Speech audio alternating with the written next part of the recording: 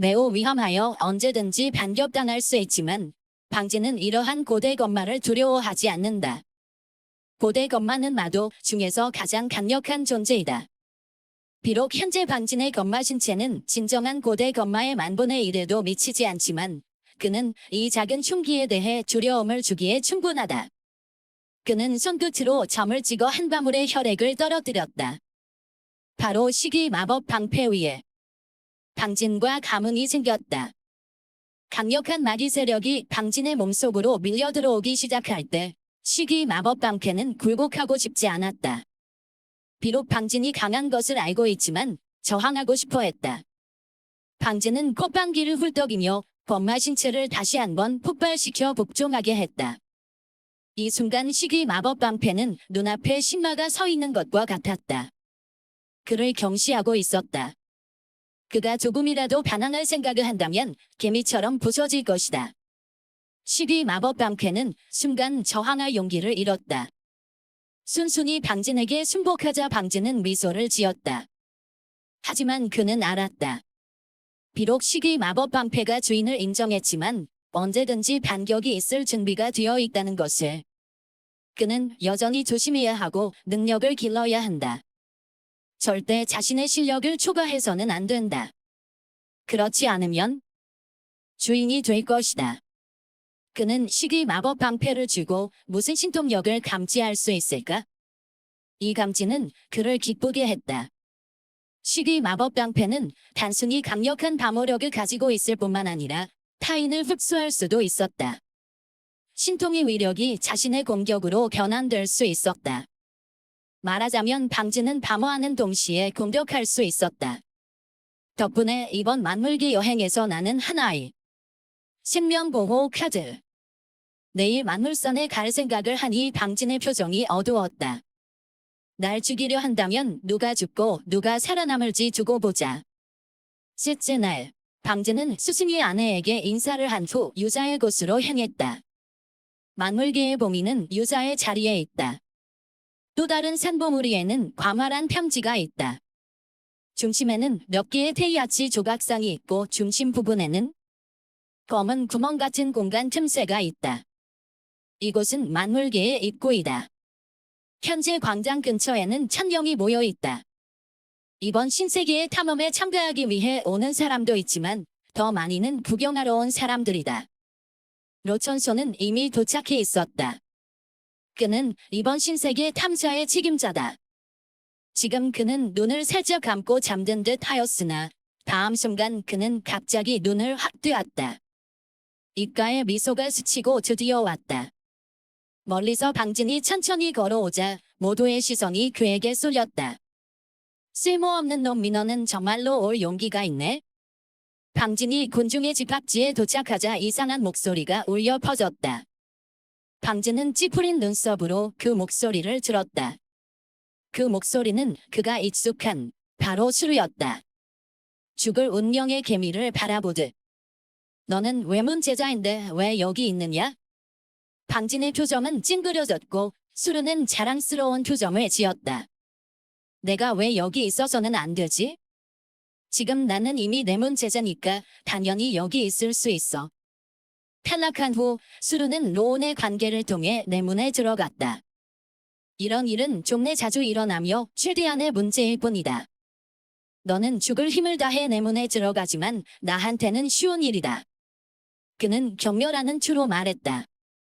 그리고 이번 만물계에서는 분명히 너는 신세계 속에서 죽을 것이고 이 말을 하며 그 얼굴에 지모가 번뜩였다. 안심하라. 내가 죽으면 내 가서는 반드시 잘 보살펴 줄 것이다. 스승의 아내가 이 말을 들었을 때 방진의 표정. 순식간에 차가워지며 무서운 마귀가 호련히 확산되었다. 수루를 겨냥하는 스승 아내는 그의 일은 영혼이기에 누가 그를 감히 건드린다면 생사여탈의 원수가 된다. 수루는 방진의 무서운 기세에 두려움을 느껴 한껏 뒷걸음질 쳤고 결국 바닥에 쓰러졌다. 그러나 곧 누군가에게 붙잡혔다. 아름다운 외모의 청년 한 명이 22세 정도의 청년이었다. 그리고 그의 뒤에는 또 한 남자와 한 여자가 있었다. 검은 몸매를 지닌 남자는 근육이 발달하고 있으며 여자는 아름답고 매혹적으로 생겼다. 방진은 이 세 사람이 모두 후천경제 7중이란 사실에 놀랐다. 또한 그들 뒤에는 47명이 있으며 각자가 방진을 노려보고 있었다. 방진이 추측하기에 이들은 모두 로천소가 배치한 암살자들이다. 너가 방진인가? 첨년은 방진을 강하게 응시하며 말했다. 방진은 무표정으로 첨년을 쳐다보며 차갑게 웃었다. 그러고 나서 그는 주의했다. 내 이름을 기억하라. 널 죽일 자는 조천권이라는 거한이다. 그는 희롱하듯 말했다. 만약 내가 지금 무릎을 꿇고 우리와 로 장로에게 3번 고개를 숙이면 아마도 우리가 너를 죽이지 않겠다. 주의해라. 우리의 모든 사람을 잊지 말라. 충고느라. 백향래라는 여자는 얼굴에 불쾌한 표정을 지었다. 이런 하드난 놈들은 내 앞에서 무릎 꿇고 용서를 구할 자격이 없다. 역시. 백삼애가 말한 대로 이런 쓸모없는 놈들이 우리 앞에 무릎 꿇을 자격이 없다. 수르는 자신의 뒤에 이렇게 많은 강자들이 서 있는 것을 보고 기쁜 표정이 되었다. 방진을 향한 눈빛이 더욱 친밀해졌다. 여하준이 다시 말했다. 진짜하니 내 운명뼈가 로운 형의 손에 넘어갔다고 하네. 로운 형이 너의 운명뼈를 가져간 것은 내 인생에서 큰 영광이다. 너가 감히 도발을 하다니. 로운 형. 정말로 죽음을 몰랐구나. 백향매도 경멸하며 말했다. 그냥 쓸모없는 놈이 쓸모없는 놈이어서 로운 형과 생사전쟁을 하기를 감히 하는구나. 너는 로운 형이 너를 직접 죽이지 않았기에 감사해야 하며 여전히 여기에서 떠들고 있는 것은 정말로 죽음을 몰랐구나. 육전관도 말했다. 정말로 스스로 목을 메고 있구나. 내 운명뼈를 빼앗긴 것은 너의 영광이다. 쓸모없는 놈이여. 아무도 로 가문을 건드릴 수 없다. 뒤의 사람들은 저마다 말을 했다. 방진을 향한 시선은 경멸과 무시로 가득했다. 방진은 평온한 표정으로 그들을 바라보았다. 그들은 미소를 지으며 로천에게 말했다. 로 장로가 정말 대단하긴 하다. 모두는 잠깐 어리둥절하다가 경멸의 표정을 지었다. 분명 방진은 항복한 것처럼 보였고 이제는 머리를 숙여 용서를 구하려는 것 같았다. 어리석은 놈, 이제서야 두려워하냐?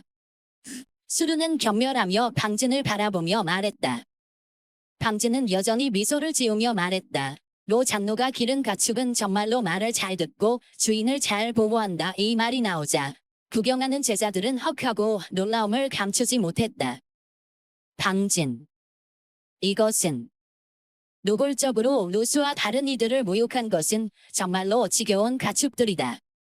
로수듬은 순간 분노가 치밀어 오르며 당장이라도 손을 쓰고 싶어 했다.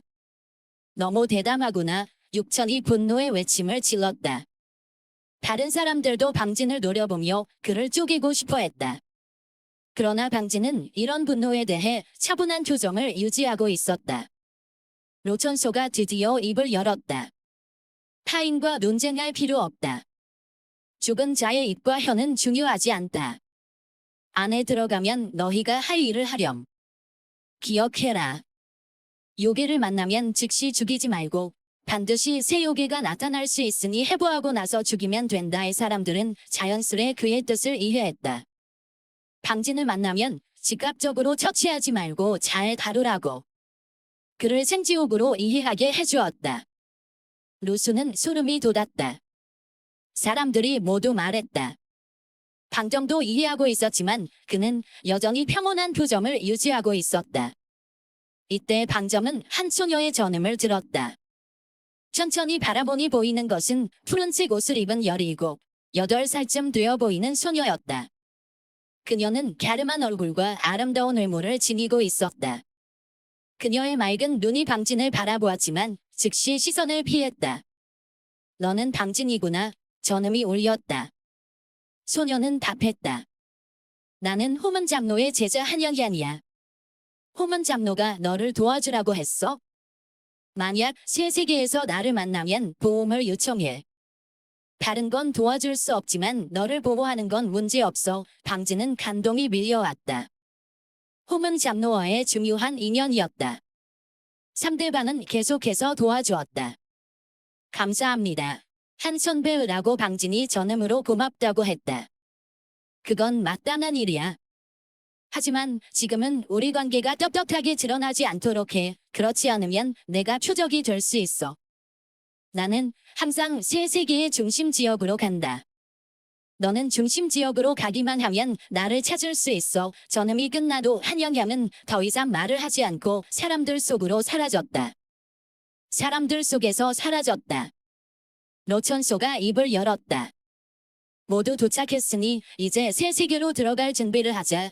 지금 참가한 사람들은 모두 앞으로 나섰고 현장에 있던 모든 이가 즉시 행동에 들어갔다. 곧 1000여 명 중에서 300명이 나와 다른 사람들은 한쪽으로 물러섰다. 이 300명이 이번 새 세계에 들어갈 제자들이며 방진도 포함되어 있었다. 노천은 말했다. 이번 임무는 새 세계에 진입하는 것이다. 그곳에서 탐색을 진행할 것이며 각자 자율적으로 지도를 읽을 수 있는 보물을 지급할 것이다. 들어가면 여러분은 각지에서 탐색하여 전체 지도를 완성하면 된다. 시간은 한 달이다. 물론 이건 조문 임무이므로 보상이 있다. 들어가는 사람들은 모두 20개의 간식을 받을 수 있다. 그리고 누구의 지도가 더욱 완전하고 정밀하면 3개의 보약을 받을 수 있다. 방약, 계맥천단, 가만, 그건 경맥을 열 수 있는 신단이야. 모두들은 무한한 흥분을 느꼈고 참가하지 못한 제자들은 엄청 후회했다. 하지만 이런 것은 당신이 참가한다고 해서 참가할 수 있는 게 아니다. 누군가가 있어야 하고 조건도 충족해야 한다. 방진 또한 경맥을 여는 단약에 흥미를 느꼈다. 이것은 그에게 있어 정말로 큰 이점이 있었다. 이어서 노천소가 지도 기록 보물을 나누라고 명령했다. 한 제자가 보물을 방진에게 주었을 때 그의 표정이 조금 달라졌다는 것을 방진도 눈치챘다. 그러나 그는 깊게 생각하지 않았다. 어쨌든 지금 그는 모두의 주목받고 있는 중심이므로.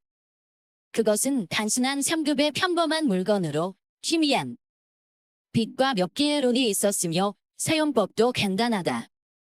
단지 활성화하면 주변 환경을 자동으로 기록할 수 있고 지도도 더 자세하게 기록할 수 있다. 곧 300명이 모두 지도를 받았다. 노천소가 말했다. 너희는 이 지도 보물을 소중히 잘 간직해야 해. 만약 잃어버리면 자격을 잃게 되고 보상도 받을 수 없다. 모두가 후다닥 대답했다. 노천소는 한 개의 패를 꺼내 두 손으로 수차례 인을 찍으며 공간의 균열 아래로 떨어뜨렸다.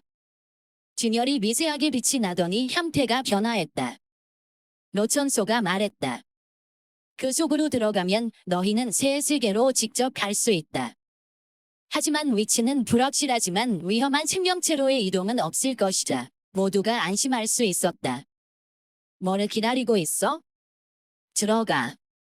누가 외쳤는지 알 수가 없었다. 우르르 소리가 나고 뒤이어 자리에 있는 사람들이 공간의 균열 속으로 뛰어들었다. 다른 사람들도 차례로 공간으로 뛰어올랐다. 균열 속에서 사라졌다.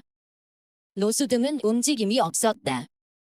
그들은 분명히 방진이 들어가는 것을 기다렸다가 따라 들어가려 했다. 방진도 그들의 의도를 알았고 주저하지 않았다. 다른 사람들과 함께 공간의 균열로 발을 내디뎠다. 로수듬은 이를 보고서야 뒤따라 들어갔다.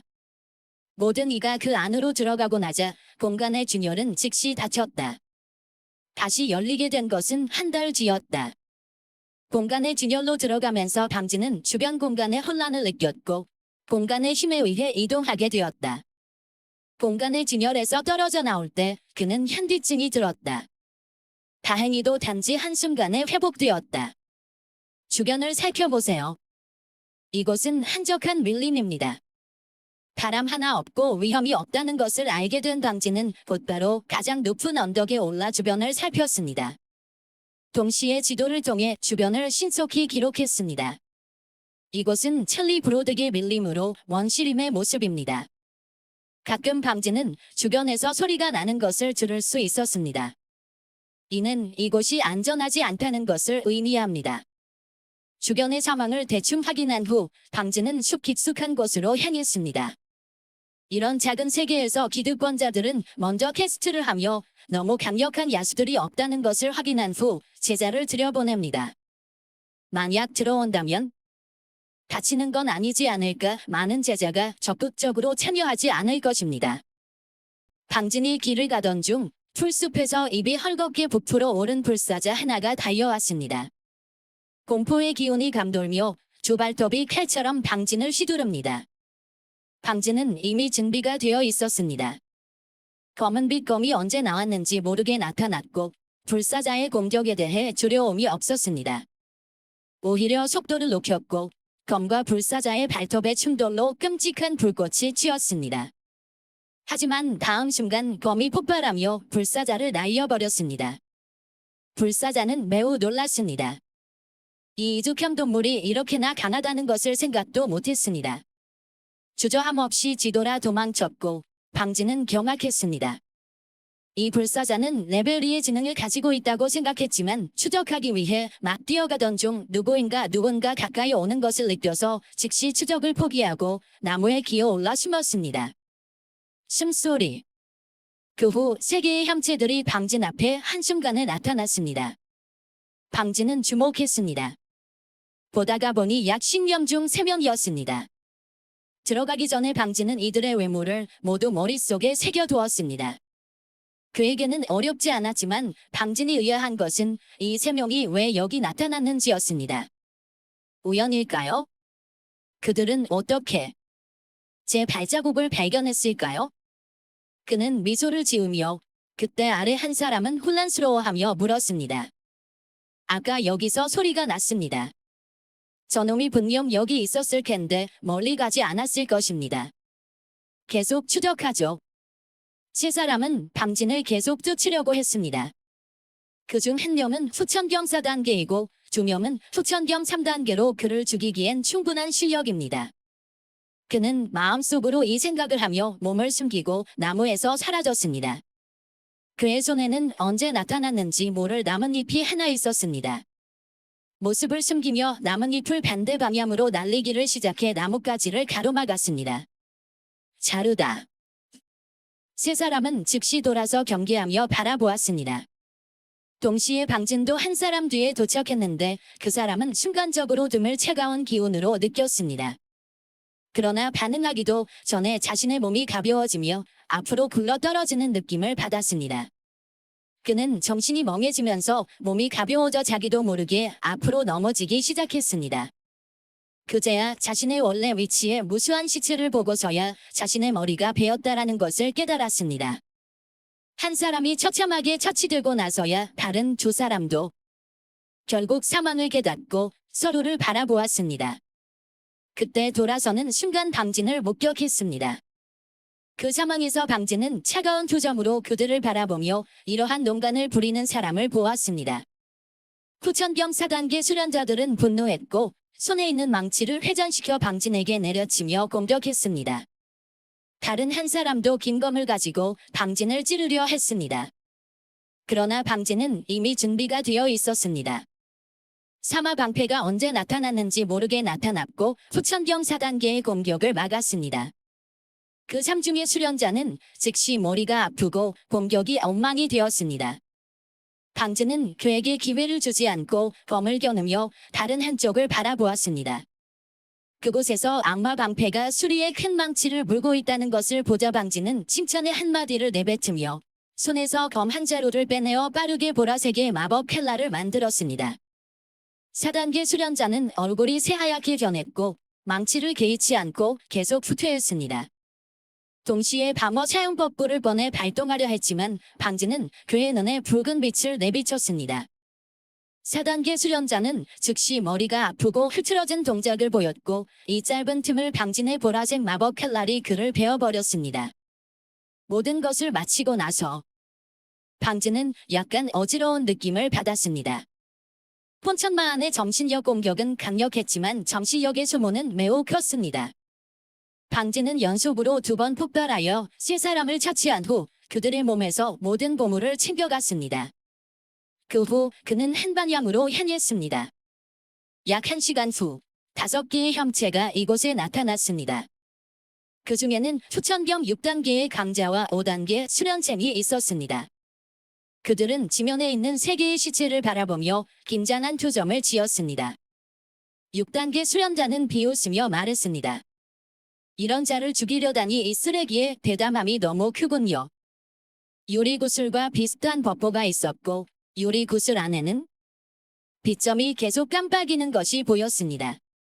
그 후 그는 방진의 도망 방향을 빠르게 파악했습니다. 그들은 방진을 쫓아 전속력으로 달려갔고 방진은 또한 거리를 두면서 방향을 바꾸었습니다. 하지만 불과 반 시간이 지나지 않아 그는 뒤에서 강한 기운이 다가오는 것을 느꼈습니다. 방진은 걱정스러운 마음을 가졌습니다. 어떻게 된 건가요? 그들이 내 동선을 어떻게 발견했는가? 이 길을 걸으며 흔적을 남기지 않으려고 하였고 속도를 높이지도 않았습니다.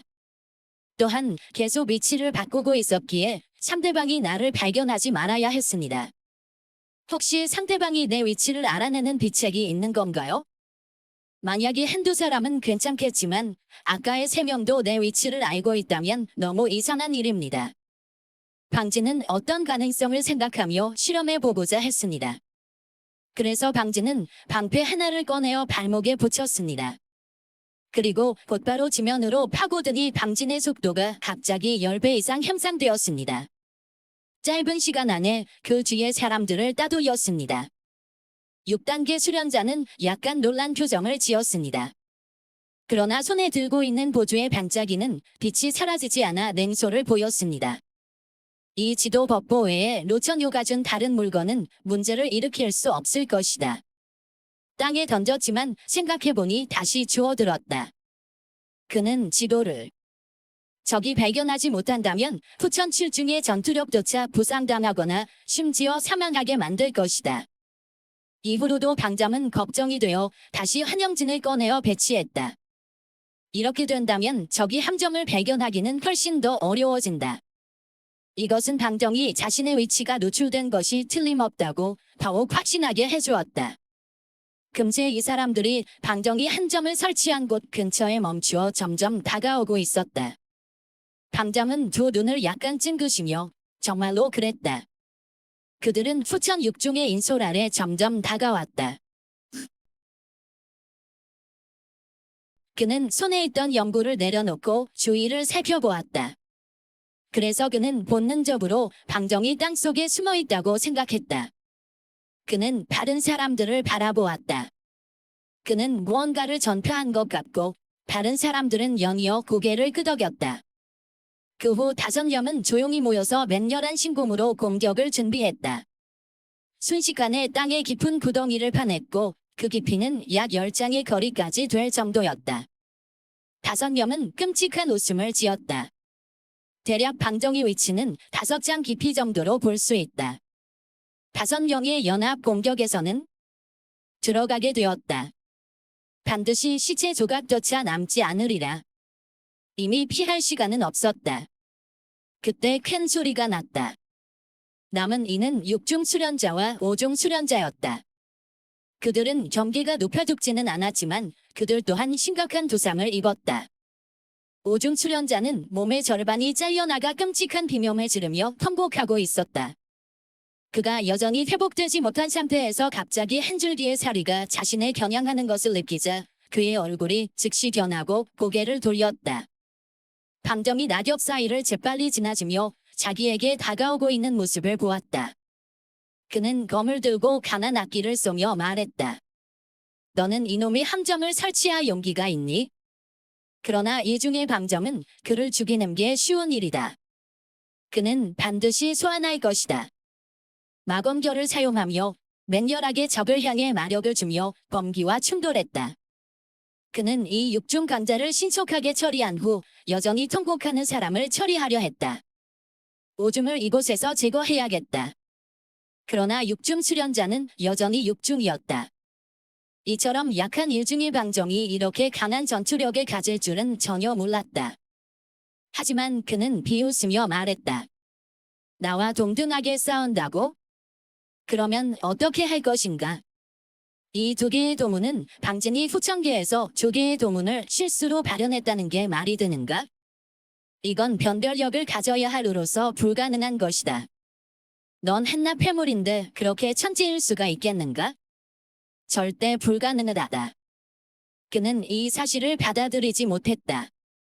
처음부터 끝까지 경시해왔던 폐물이 절정의 천재였다는 사실이. 이제 누가 폐물인지 아주 극명해졌겠지? 방진은 차가운 목소리로 말했다. 너가 두 개의 도문을 실수로 발현했다 해도 그게 어쨌든 상관없지? 내 경계는 여기에 있으니 너는 내 적이 못 돼. 그가 분노하며 외쳤다. 정말이야. 방진의 입술이 미소 지으며 봄은 검을 순간적으로 활성화했다. 방진의 검의 위력을 강화시키는 전투 도문. 방진의 실력이 후천계의 일 중에서 2점으로 바로 상승했다. 두 개의 글자 강화로 영역과 마법검의 절대적인 이력이 급속히 상승했다. 순식간의 전투에서 유리한 고지를 확보한 육중의 수련자는 이미 부상을 입고 있었다. 방진의 끊임없는 전투 공격으로 부상이 더욱 심해지고 있었다. 그는 권태로움이 가득 차기 시작했으며 위급하게 소리 지르며 말했다. 나를 죽이지 마. 나는 단지 강요받아서 오는 것뿐이야. 죽이지 않으면 다른 사람들을 부를 수 있어. 방진은 그를 바라보며 입꼬리를 소소히 웃었다. 조합 육중의 수련자는 깜짝 놀랐다. 방진이 이렇게 말 잘하는 줄은 몰랐지만 다음 순간 방진의 눈에 붉은 빛이 반짝이자 육중의 수련자는 즉각 머리가 아픈 기분을 느꼈다.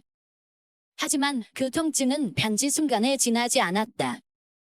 결국 육중의 수련자의 기세는 여전히 강하여 현재 방진은 상대할 수 있는 수준이 아니었다.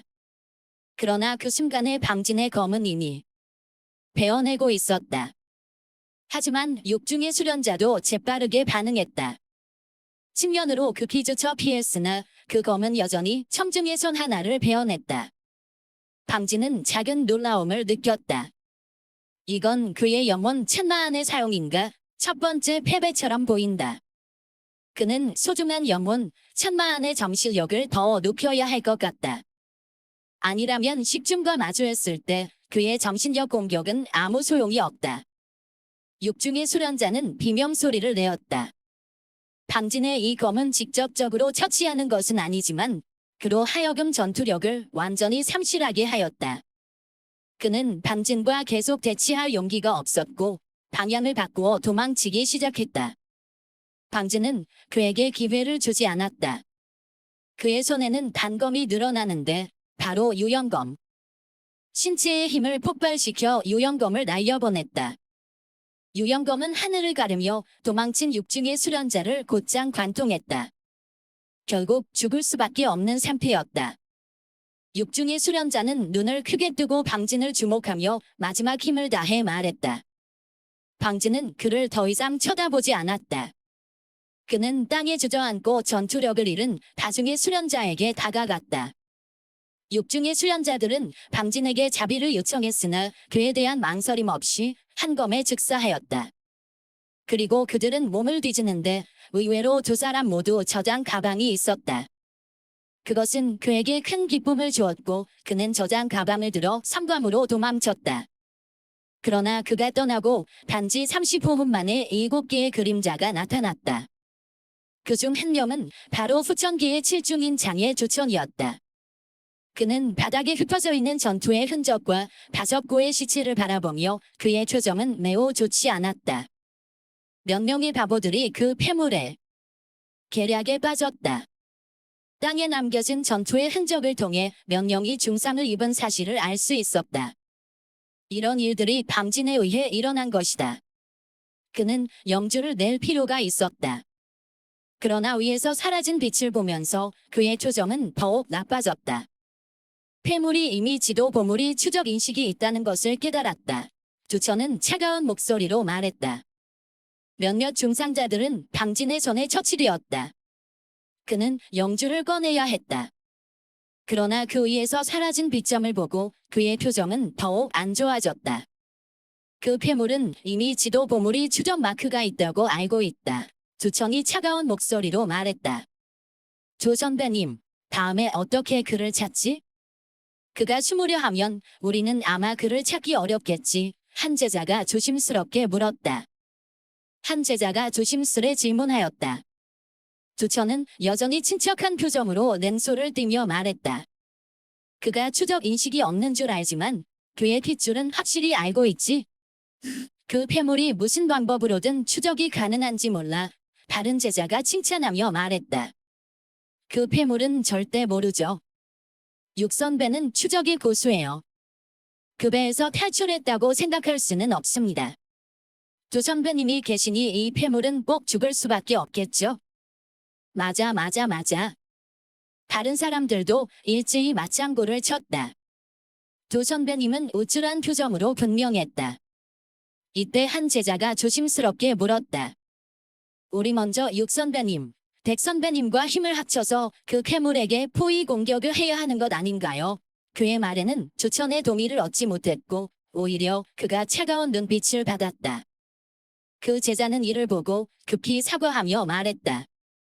죄송합니다. 조 선배님, 제가 말을 너무 했습니다. 그는 대답했습니다. 하차는 곧이기에 우리 세 명이 함께할 필요가 없다. 나 혼자면 충분하다. 맞아. 조 선배님은 신의 힘이 있으십니다. 한 사람이 충분하다. 제자 또한 즉각 대답하였고 조천은 만족한 미소를 지으며 저장 가방에서 긴 바늘 같은 물건을 꺼내어 여러 차례 마법을 읊었다. 바늘이 회전하자 천천히 하나의 방향을 가리켰지만 그 바늘의 방향은 매우 불안정하고 흔들리면서 대략적인 방향만 가리킬 수 있었다. 그는 소리쳤다. 분산되어서 그 폐물을 잡아라. 그 폐물은 절대 도망칠 수 없다. 모두들 위압적으로 방진의 도망 방향을 덮치며 수색했다. 그 시점에서 방진은 다시 수십 리를 도망쳐 동굴을 찾아 그 안으로 숨어들어 구멍을 가렸다. 안전을 보장하기 위해서 그는 동굴 입구에 환상을 붙여주었다. 그제서야 그는 이제까지 얻은 경계를 꺼내었다. 첫 번째로 만났던 세 사람은 수련이 너무 낮아 그들에게서는 많은 보물이 없는 사실을 알고 있었고 합쳐보니 단지 100개의 간식과 약간의 저급 치료 연고들 뿐이었다. 이 치료 연고는 방진에게는 큰 효과가 없었다. 그러나 그는 또한 모두 버리려 했다. 저장 가방의 그 한 발로 그는 그 두 개의 저장 가방을 꺼내왔다. 그는 먼저 수천 개의 다중 수련자의 저장 가방을 탐색했다. 주인을 잃은 저장 가방은 당연히 방진이 쉽게 소속되었고 이 저장 가방은 정상보다 수십 배 작고 딱 한 장의 크기뿐이었다. 그러나 그 안의 내용물은 훨씬 많았다. 500개의 간식이 있었고 2급 치료 연고 및 회복 연고가 단 여럿, 2장의 8급 불구슬이 포함되어 있었다. 3가지 낮은 품질이 보물이 있고 2권의 한품일단 공법이 있으며 한 권은 망치법이다. 이 한 권은 지병보법이라는 공법이다. 방진은 속도가 그의 큰 약점 중 하나임을 느끼고 있다. 육신의 기우와 건마의 몸이 있지만 공법이 없으면 육체의 잠재력을 진정으로 발휘할 수 없다. 이 지병보법은 겨우 한품일단에 불과하지만 초반에는 그에게 약간의 도움이 되었다. 그러나 방진은 즉시 수련을 하지 않고 후천 육중 보강이 된 수납 주머니를 집어들었다. 이 수납 주머니는 오중보다 조금 더 크다. 2장 정도의 크기의 치유약과 회복약이 2병 있다. 약재는 약 한 품의 가치가 있다. 법보는 육중 보강된 자신의 본명법 보이다. 참간검은 한품 2단이지만 방진은 시험해보았다.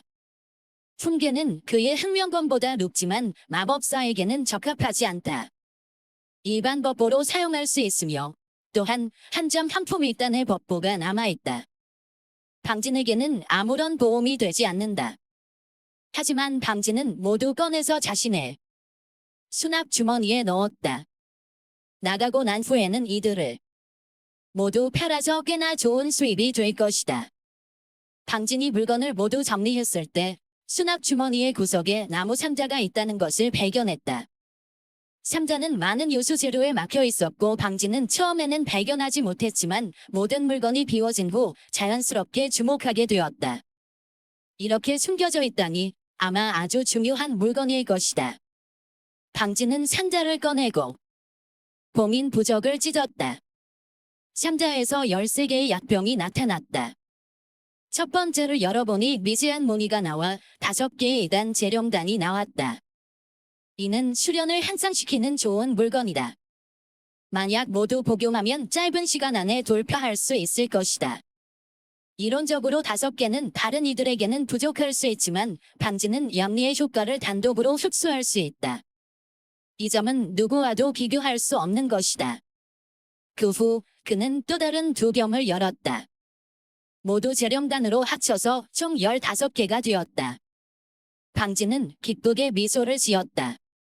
15개의 재령단은 15,000 영석이 필요하다. 이 약재는 후천 7줌으로 돌파할 계획인 사람들에게 필요한 것 같다. 이렇게 저렴할 줄은 몰랐다. 만약 내가 모두 정련하고 범마의 피 한 바무과 함께하면 최소 2개의 작은 경계를 넘을 수 있을 것이다. 이렇게 된다면 후천 6중에 대처할 때 상대의 실력을 차치할 수 있다면 이제 자신도 위치할 수 있다. 법보는 이미 무효화되었다. 그들은 내가 찾는 것이더라도 일정 시간이 걸린다. 그런 생각을 하니 방지는 더 이상 주저하지 않고 3개의 재령단을 입에 넣고 정련하기 시작했다. 순간순간 순수한 영역이 단전에 쏟아져 들어왔다. 이번 수련은 무려 10일이 걸렸다. 끊임없는 고된 수련과 모형화, 검마의 피해 고통 속에서도 방지는 이 약을 아끼지 않고 삼켜서 몸속의 연기가 3주천원 돌게 하여 더욱 순수해졌다. 공격도 더욱 무시무시해졌고 마법권법도 3단 정점까지 수련하여 사단에 근접했다. 그의 경계도 수월하게 2번이나 돌파하여 후천 3중에 이르렀다. 방지는 눈을 뜨고 검을 휘둘러 암벽을 가격하자 순간적으로 몇 장 깊은 검자국이 남았다. 검마의 몸 정말로 그랬다. 나는 연속적으로 돌파했다. 검마의 몸 덕분에 내 경계는 매우 무시무시해졌고 마력도 훨씬 더 풍부해졌다. 순수함은 일반적인 것과 비교해도 얼마나 강한지 알 수 없다. 그리고 나는 검마의 피 한 바물을 사용하여 불굴공법의 첫 번째 침을 수련했다. 작은 탑의 공법이라 다행이었다. 내 정실력은 몇 배로 상승했고 더욱 순수해졌다. 이렇게 되면 나의 헌천마한 공격이 더욱 강력해질 것이다. 이후 후천 6중과 다시 만나면 단순히 짧은 순간이 아닐 것이다. 게다가 기영보법도 있다. 천도마곡의 덕분에 방지는 첫 번째 침을 쉽게 터득했다. 이렇게 그의 힘이 질적으로 향상된 셈이다. 이제 나도 6중과 싸울 수 있을 뿐만 아니라 처치할 수도 있다. 방진의 눈에는 차가운 기색이 스쳤다. 가장 아쉬운 점은 이번에 작은 탑에 들어가지 못해 사칭을 열지 못했다는 것이다. 그때 밖에서 나는 소리가 들렸다. 그 쓸모없는 자가 정말로 숨길 수 있구나. 열흘이 지났는데도 그의 흔적을 찾지 못했다. 계속 찾으라고도 조사부가 작정하고 이 근처에서 시작했다. 곧 그 쓸모없는 자를 찾을 수 있을 것이다. 방지는 2 눈을 가늘게 뜨며 생각했다. 상대방이 지도 법보를 잃은 후에도 여전히 다른 수단으로 자신의 위치를 결정하고 있는 것 같다. 하지만 이 위치의 범위는 좀 넓어서 자신을 찾는 것이 쉽지 않을 것이다. 육사부는 아마도 3명의 후천 7중 중 하나다. 이런 상황을 보니 상대방은 여전히 한 사람이기 때문에 다른 2 사람과 합류하지 않았다. 이건 과연 그 공을 독점하고 싶다는 것인가? 방지는 입꼬리를 약간 올렸다. 지금 그를 처치하면 C사람이 연합하여 3중 대 7중이 되는데 타인의 눈에는 자살 행동으로 보인다. 하지만 방지는 다르다. 이제 그의 실력은 7중과 싸울 수 있지만 처치하기는 매우 어려운 상황이다. 하지만 지금 평천손에 몇 장의 카드는 있다. 폭발복과 화구복, 전투력을 높이는 전투단과 더불어 검전 글자 동원 파편 체경 7중 등 정교하게 배치 준비하면 반드시 7중 출연자를 처치할 수 있다. 행동할 수는 있으나 전제는 먼저 근처의 사람들을 모두 처리해 단독 전투의 상황을 형성해야 한다는 것이다. 골치 아픈 일이다. 하지만 그렇다고 불가능한 것은 아니다. 실패한다면 도망치면 좋지만 그는 더 이상 주저하지 않고 도망쳤다. 동굴에서 혼천마안을 통해 빨리 이전에 말한 사람을 찾았다. 그 두 사람 중 한 명은 수천겸 5중, 다른 한 명은 수천겸 4중이다. 나를 정말로 과소평가했군. 한 명이 6중을 죽였던 것이 그들을 경계하게 하지는 못한 것 같다. 그러므로 나는 사연하지 않겠다. 그는 어떤 주저함 없이 급영보법을 펼치며 그림자가 요령처럼 보였다. 일반적으로 소리 없이 밀림 사이를 빠르게 접근하였다. 그 두 사람은 아직 탕천이 가까이 오고 있음을 알지 못하고 한쪽에서 느긋하게 탐색하고 있었다. 한쪽은 느긋하게 탐색하면서 한쪽은 적당히 대화하며 매우 나른하게 있었다. 그들은 이미 10일 동안 수색했지만 아무것도 발견하지 못했다. 육천강은 확신에 찼다. 판천이 근처에 있다면 누군가 10일간을 수색해도 좀 견딜 수 있을 것이다. 당신은 그 어린 놈이 도대체 어디에 숨었는지 알아?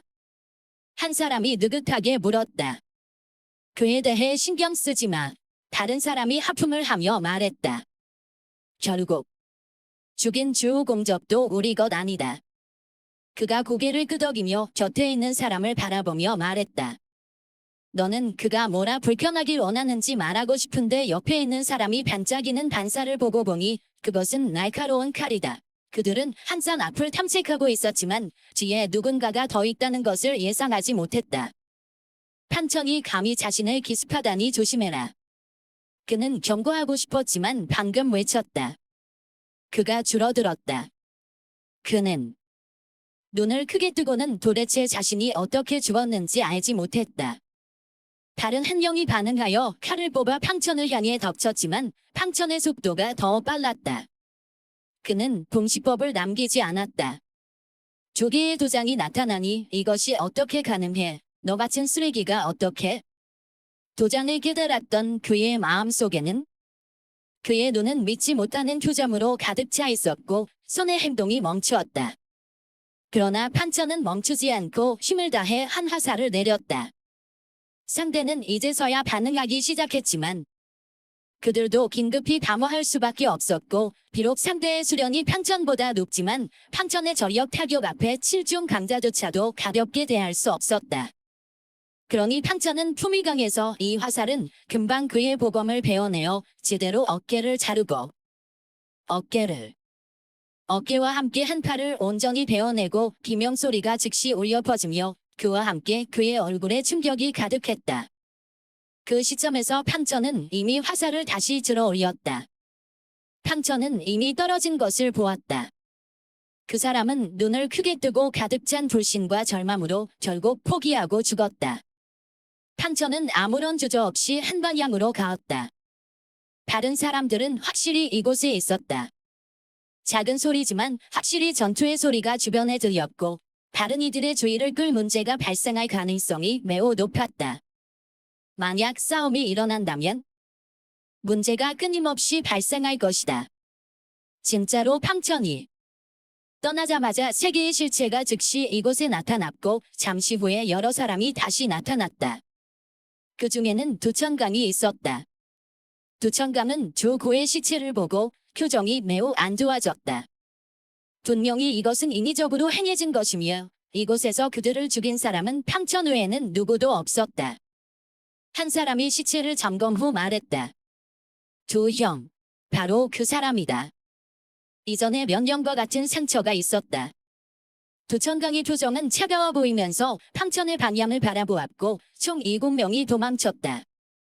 멀리서 판천은 혼천마안을 통해 가까이 쫓보이는 두천강과 7명이 있고 6인이 더 보였다. 그는 천천히 말했다. 그리고는 다시 다른 쪽으로 발걸음을 돌렸다. 두천강은 긴 침패를 사용하고 있었다. 사건이 발생하며 그의 미간이 찡그려졌다. 3명씩 편성해. 나는 혼자서 흩어져 수색하겠다. 어쨌든 판천이 혼자서 2명을 상대할 수 있다면 3명이 서로 돕는다면 판천이 죽이려고 해도 죽이지 못하겠지. 윤명은 동의하고 즉시 각자 편성하여 좌우에 나눠 판천의 흔적을 계속 수색했다. 판천은 모든 것을 자연스럽게 관찰하고 있었다. 왼쪽엔 1명의 육중, 2명의 사중이 있었고 오른쪽엔 2명의 오줌과 1명의 사중이 있었다. 약한 자부터 먼저 처치하기 위해 그는 입꼬리를 약간 올리며 오른쪽으로 갔다. 동시에 3사람을 처치하는 것은 사실 조금 복잡하겠지만 혼천마안으로 2명의 오줌을 전투력을 상실하게 한다면 판천은 자신있게 한 화살로 2마리 토끼를 잡고 나머지 1명의 사중은 어차피 신경 쓸 필요가 없다. 조천강은 여전히 긴 침패를 사용하여 판천의 모습을 찾고 있었다. 갑자기 오른쪽에서 소음이 들려서 무슨 일이 있는 것 같았다. 그는 즉시 그 방향으로 향하였다. 그들 간의 거리는 단지 100장 정도밖에 안 되었으며 도착하는 데는 그리 오래 걸리지 않았다. 하지만 조천강이 도착했을 때 보인 것은 3구의 배인 시체였다. 판천의 모습은 이미 없어졌다. 짧은 시간 안에 판천은 2명의 후천 겸 오줌과 1명의 사줌을 순간적으로 베어버렸던 것이다. 어떻게 가능하단 말인가? 조천강의 표정은 무척 나빠졌고 판천의 실력은 그의 상상을 매우 초과했다. 그는 방금 입문한 제자의 실력이 아니다. 조협님, 무슨 일이냐? 육중 제자도 여기까지 왔고 이 장면을 보고 얼굴색이 약간 일그러졌다. 이 판천은 대담해도 너무 대담하여 우리를 이렇게 많은 사람을 죽이다니.